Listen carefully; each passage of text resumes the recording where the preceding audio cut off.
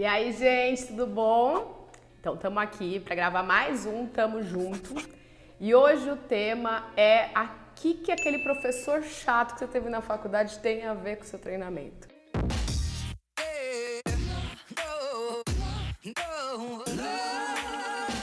Por que eu tava pensando nisso, né? Então, assim, eu sou nutricionista, me formei pela USP aqui em Ribeirão Preto e tive professores maravilhosos, mas tive professores bem sofríveis, assim. Sofríveis é pra falar com bondade, assim. Então, eu tive muitos professores que...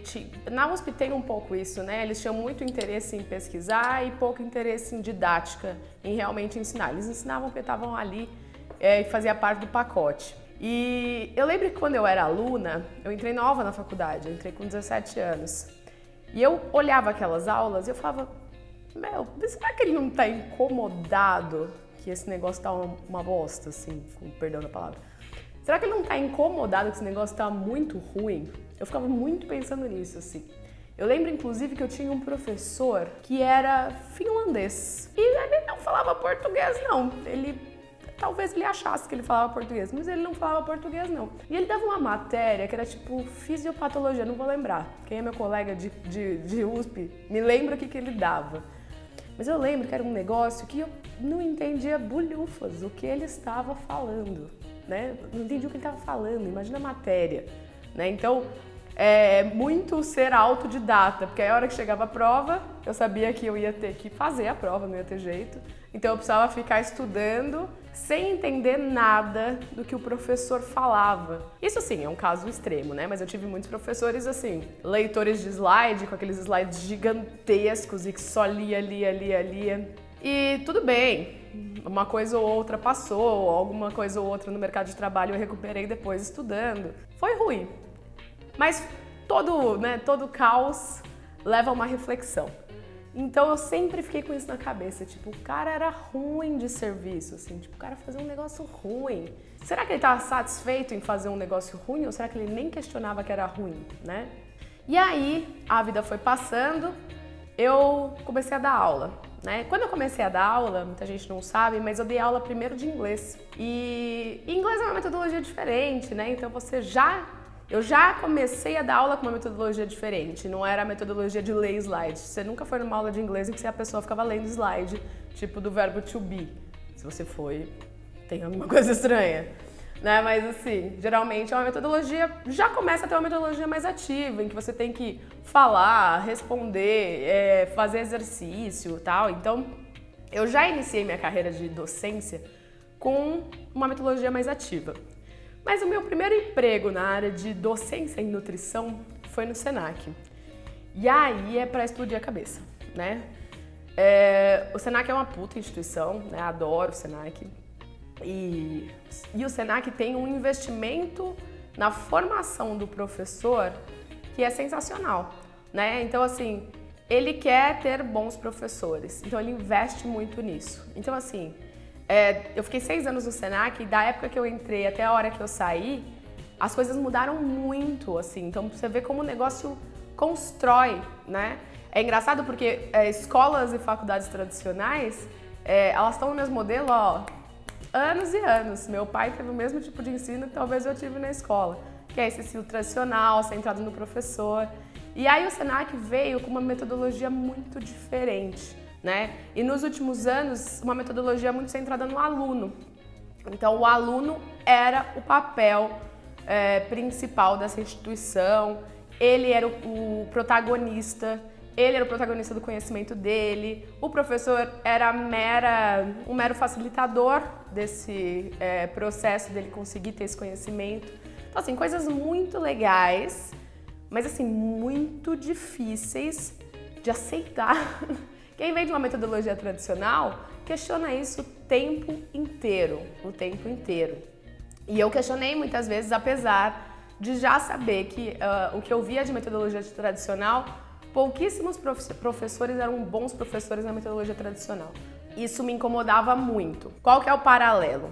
Por que nós estamos falando disso num canal que fala de consultoria em nutrição e alimentação? Quando você vai dar um treinamento, você é um professor. Então esse é o paralelo. E aí, quando eu fui dar meu primeiro treinamento, eu já até falei isso aqui em outros momentos e tal. Montei aquele slidezão, tal, fui lá, a maior dificuldade de chegar no restaurante e achar uma televisão para conectar meu computador, para passar os slides. E assim, eu me empenhei, tipo assim, não foi um negócio que eu montei em 2 segundos. Eu fiquei montando esse treinamento, um tempão pro primeiro treinamento que eu fui dar.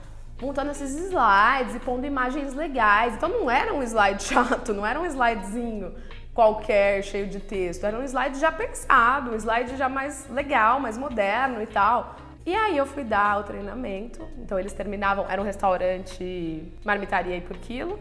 Eles terminavam a jornada de trabalho acho que 3 horas da tarde. E 3 horas da tarde começava o treinamento, acho que até 5, acho que foram 2 vezes de 2 horas. E aí eles sentavam todos numa cadeira em volta dessa televisão e ficavam assistindo o meu treinamento. E eles dormiam. Não que eles dormiam de sacanagem, vão dormir nesse treinamento aqui. Porque eles estavam cansados, eles acordaram 5 horas da manhã para começar a trabalhar. Eles chegavam nesse local e trabalhavam sem parar até 3 horas da tarde. A hora que senta, o corpo pede um arrego. E eu voltei para casa muito chateada.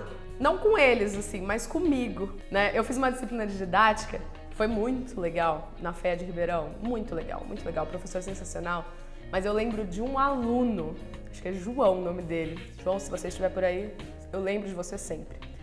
O João dava aula numa faculdade e ele falava pra mim assim, quando meus alunos não estão prestando atenção, eu me sinto muito frustrado. Aí o professor falava assim, mas pô, você tem que entender que tem gente que não vai prestar atenção.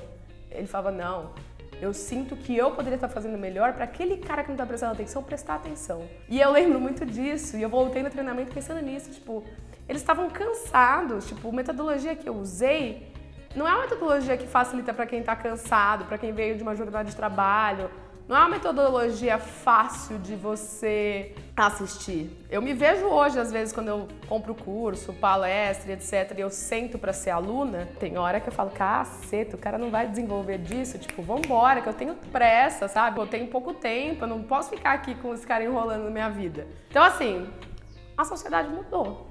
A gente não quer mais ficar ali, né? O cara te enrolando com um papo lero-lero. A gente quer que o negócio vai, aconteça e tal. A gente tá cansado, a gente tá super atarefado, agenda enorme, né? Foi esse o momento, e é essa relação que eu queria fazer, foi esse momento que eu me senti o professor chato da faculdade.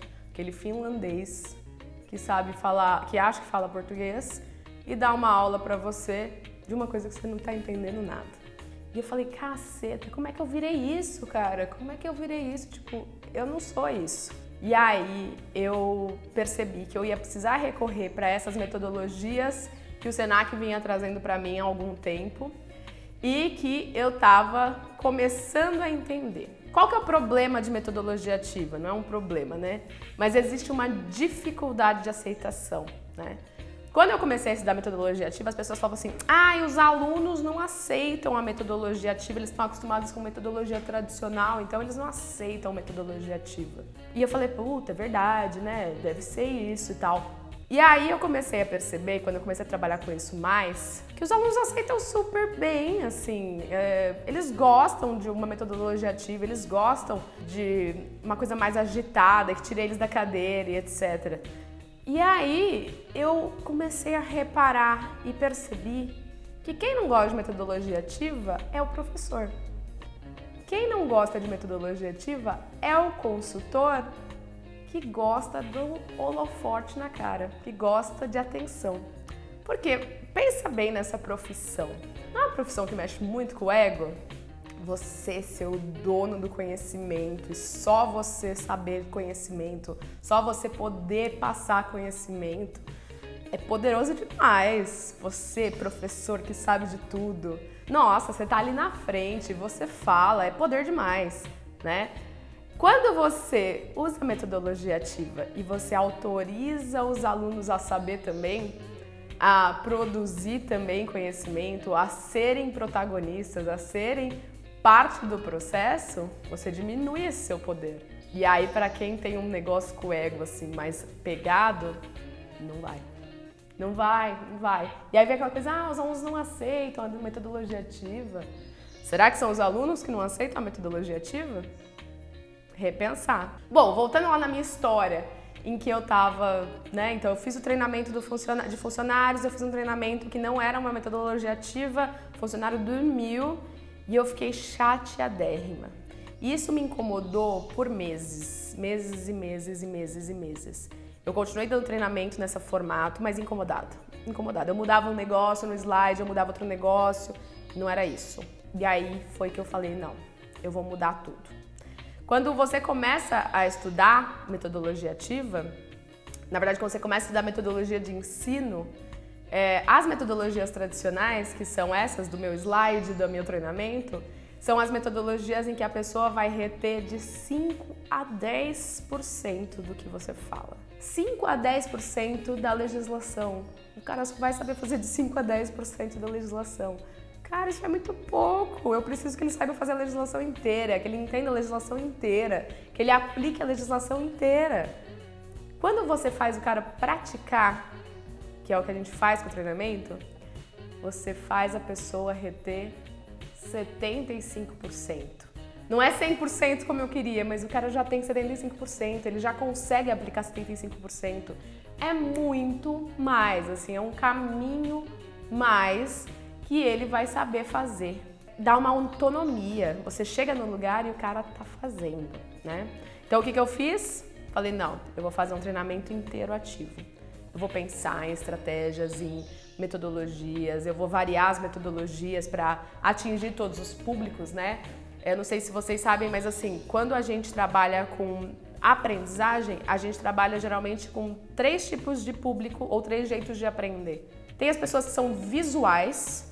Quem é visual é aquela galera que gosta de uma imagem, gosta de um slide, porque ela grava figuras na mente e ela lembra dessas figuras. Então é aquele cara que quando vai fazer a prova, ele fala, estava naquele slide rosinha que tinha uma figurinha do lado. Visual, o cara grava imagens. Tem gente que é auditivo, que é a pessoa que não se importa em ficar ouvindo um tempão alguém falar, porque ele grava quando a pessoa tá falando, né? Então ele vai numa palestra assim que dura horas e ele fica lá numa boa, né? Então, pessoas auditivas. E tem os sinestésicos. Os sinestésicos é os que tem que pôr em prática. Eles precisam pôr a mão na massa, eles precisam de exemplo. Uma das grandes coisas que ajuda a fixar o conhecimento é o exemplo. Eu tinha um professor de física no colegial que ele falava a covardia do exemplo, porque quando você explica, você pode até não ser entendido, mas a hora que você dá um exemplo, aquilo fica completamente claro. É a covardia do exemplo. Você precisa dar exemplo o tempo inteiro, né? E quando você está dando treinamento, quando você está dando assessoria ou consultoria, os exemplos enriquecem o que você está falando. Então, dê vários exemplos de práticas adequadas e inadequadas que ajude o funcionário a entender a explicação teórica que você deu. A metodologia do treinamento, que a gente chama de 3Cs dinâmico, ela varia, então, todos os tipos de alunos que aprendem. Então, a gente varia o auditivo com o visual, com o sinestésico. A gente varia todos esses tipos de aprendizagem. E aí, o que eu fiz? Né? E aí é uma coisa que vocês podem fazer e podem pensar em criar. Peguei a lei sanitária. Aqui em Ribeirão Preto a gente usa CVS 5, mas eu sei que cada lugar do Brasil vocês usam uma legislação diferente. Peguei a lei e fui colocando pontos que os funcionários precisavam saber, com certeza. Deixei um pouco para trás aquilo que talvez não fosse tão importante, assim, isso aqui não contamina, isso aqui é estrutural, talvez seja do dono, sabe? Então eu coloquei algumas coisas que não é do funcionário para fora e peguei tudo que um funcionário precisava saber e coloquei no papel. E aí eu comecei a pensar por que eles precisavam saber disso. Então as explicações. Ele precisa saber sobre lavagem de mãos, porque ele precisa entender que essa mão contamina, que ela é cheia de micro-organismos. Pô, como é que eu vou mostrar micro-organismo que é invisível? E aí eu comecei a pensar nas soluções. Então, por exemplo, a mão contamina. Eu tinha 2 soluções. Eu tinha plaquinhas que eu podia contaminar e ele ia ver visivelmente as bactérias nojentas. E aí ele fala, nossa, olha a minha mão. E eu contamino com as mãos deles. Pra eles verem que a bactéria é deles. Não é uma bactéria que eu trouxe da minha casa, que eu contaminei num banheiro. Não é isso. É da mão dele, que ele lavou provavelmente, pra chegar naquela plaquinha. Então, assim, a plaquinha de Petri com o meio de cultura é uma das mais chocantes. Todo mundo que a gente pergunta de avaliação do treinamento, eles falam, nossa, aquela hora da plaquinha de Petri foi sensacional. Mas nem tudo eu podia fazer placa de Petri, é um negócio caro e tal. Então, assim, como é que eu representava a bactéria de um jeito que as pessoas percebessem, né? Como é que essas bactérias se proliferam? Então, muitas vezes eu demonstro com glitter, né? Então, tem uma dinâmica que eu gosto muito de fazer num começo de treinamento, que é combinar com um dos funcionários, assim, né? Ou que eu percebo que é mais descolado, ou que é mais meu brother, assim. Então, combinar com ele de que eu ia passar glitter na mão dele e ele ia chegar pro treinamento e cumprimentar todo mundo. Então, eu ia cumprimentar as meninas de beijinho, ia cumprimentar os caras de bater na mão e etc. E depois ele ia sentar no lugar dele. E a hora que eu começasse o treinamento, eu ia contar sobre essa nossa aliança, sobre eu ter aliciado ele para trabalhar comigo nesse momento. E ia pedir para todo mundo olhar se eles tinham glitter nas mãos, no corpo, no rosto. E aí o que eles começam a perceber é que tem glitter em tudo, né? Em todos os lugares. E eu falo, bom, esse é o efeito da mão suja desse funcionário. Ele só chegou e cumprimentou vocês. E olha o tanto de micro-organismo que ele trouxe. Então, assim, quando eu comecei, e aí eu transformei todo o meu treinamento em atividades práticas em que esses funcionários iam, cada vez que eles olhavam, eles falavam assim, meu Deus, a reação é essa, tem que ser essa. Ele fala, meu Deus, olha isso, e eu sem lavar a mão até agora, sabe? Para eles internalizarem e fazerem uma mudança de comportamento. Mudança de comportamento não é fácil, precisa vir da pessoa. Então a pessoa ela precisa internalizar isso precisa virar dela. E para virar dela, a gente precisa chocar. E aí a gente choca com esse treinamento que é o 3Cs dinâmico. Então, assim, como um professor chato me fez repensar todo o meu modo de dar consultoria e dar treinamento de funcionários. Então era isso que eu queria falar para vocês. Espero que vocês tenham gostado. Um beijo!